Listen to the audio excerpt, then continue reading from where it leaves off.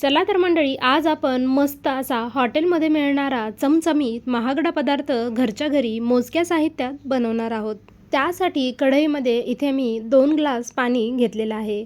पाणी गरम झालं की त्यामध्ये आपल्याला सोयाबीन घालायचं आहे. आज आपण सोयाबीनची भाजी वगैरे काहीही करणार नाही आहे. इथे आपण 1 वाटी सोयाबीन शिजायला घातले होते. सोयाबीन चांगले शिजवून घेऊया. 3 ते 4 मिनिटात सोयाबीन चांगले शिजलेले आहेत. आता यांना काढून घेऊया. झाऱ्याने सोयाबीन असे काढून घ्यायचे म्हणजे अजिबात चटका वगैरे बसत नाही. यांना काढून घेऊया आणि थंड पाण्यामध्ये घालूया.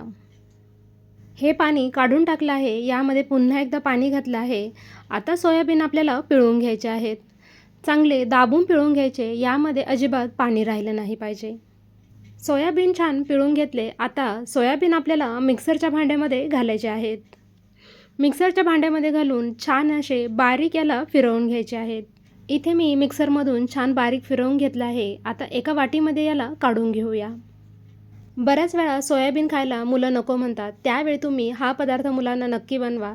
ते आवडीने खातील आणि त्यांना कळणारसुद्धा नाही. यामध्ये आपण एक बारीक चिरलेला कांदा, अर्धा टोमॅटो आणि कोथिंबीर घातली आहे.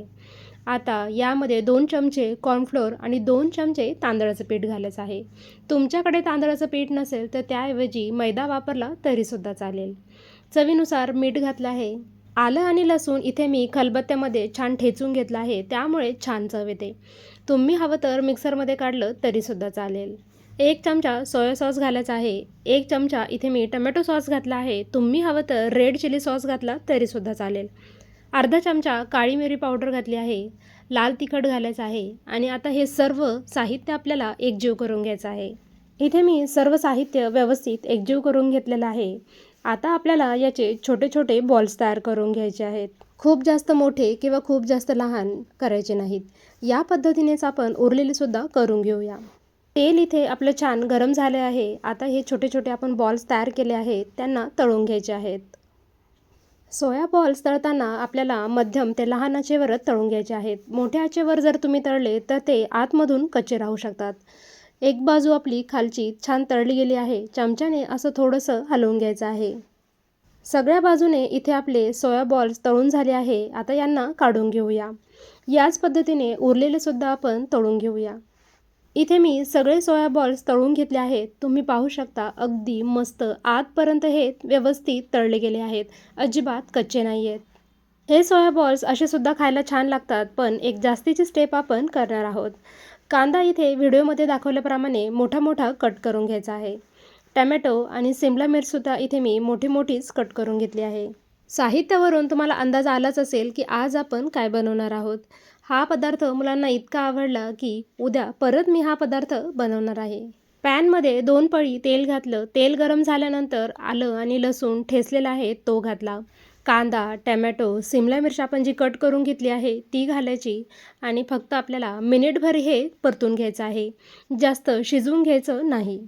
यामध्ये आता थोडंसं मीठ, अर्धा चमचा काळी मिरी पावडर, टमॅटो सॉस आणि सोया सॉस घालायचा आहे. व्यवस्थित एकदा हलवून घेऊया. इथे मी एका वाटीमध्ये 1 चमचा कॉर्नफ्लोअर आणि 2 चमचे पाणी घेतलं आहे. व्यवस्थित एकजीव करून घ्यायचं. अजिबात गुठळी ठेवायची नाही. आता पॅनमध्ये हे कॉर्नफ्लोअरचं पाणी घातलं आहे. 1 चमचा लाल तिखट, 1 चमचा व्हिनेगर घालायचं. एकत्र करून घेऊया. आता यामध्ये आपण जे सोया बॉल्स तयार केलेले आहेत ते सुद्धा यामध्ये घालूया आणि एकत्र करून घेऊया. हिरवी मिरची आणि कोथिंबीर घातली आहे. इथे मला टमॅटो सॉस आणि सोया सॉस कमी वाटतो आहे. त्यामुळे इथे मी दोन्हीही 1-1 चमचा घातलेला आहे. इथे आपलं अगदी मस्त सोया मंचुरियन तयार आहे. हे सोया मंचुरियन खायला अगदी भारी लागतात. मुलं सोयाबीन खात नाही तर या पद्धतीने जर तुम्ही सोया मंचुरियन त्यांना बनवून दिले ना तर त्यांना कळणारसुद्धा नाही. सोयाबीनमध्ये भरपूर प्रमाणात प्रोटीन असतं. सोयाबीन स्नायूंच्या वाढीसाठी, आरोग्यासाठी अगदी फायदेशीर असतं. त्यामुळे असे हेल्दी सोया मंचुरियन तुम्हीसुद्धा नक्की बनवा. आजची रेसिपी तुम्हाला आवडली असेल तर लाईक, शेअर आणि सबस्क्राईब नक्की करा.